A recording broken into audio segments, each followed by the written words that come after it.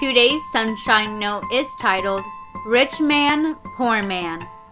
For we brought nothing into the world, and we can take nothing out of it. But if we have food and clothing, we will be content with that. Those who want to get rich fall into temptation and a trap and into many foolish and harmful desires that plunge people into ruin and destruction. For the love of money is a root of all kinds of evil. Some people, eager for money, have wandered from the faith and pierced themselves with many griefs. 1 Timothy chapter 6, verse 7 through 10. Being rich is relative to one's circumstances. I am a pastor and my wife is a teacher. 2 incomes with 1 child puts us in the upper middle class of society as most figures go. We're not as wealthy as some, but not as poor as others.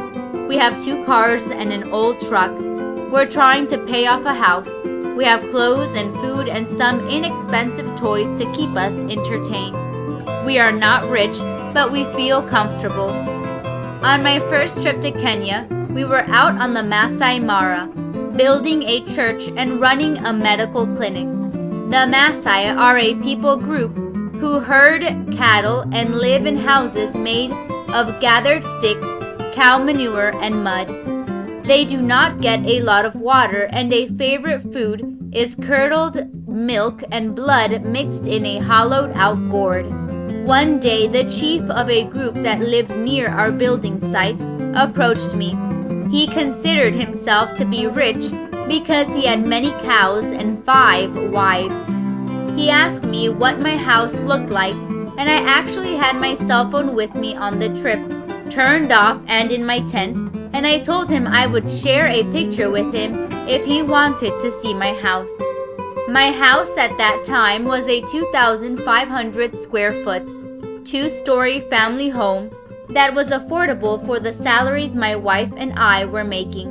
I showed my Maasai friend the picture. He almost fell over. "Oh, you are a very wealthy man, Pastor Mark." No matter how I tried, I could not convince this man that I was not the multimillionaire he thought I was. Rich is relative. Paul's warning about desiring wealth in today's verse doesn't apply to just rich people or poor people. It applies to all of us. If the desire to gain wealth overwhelms your desire to serve God, you are going to be led to a bad end. Rich or poor or middle class, our first duty is to honor God with everything we have. May God bless you today.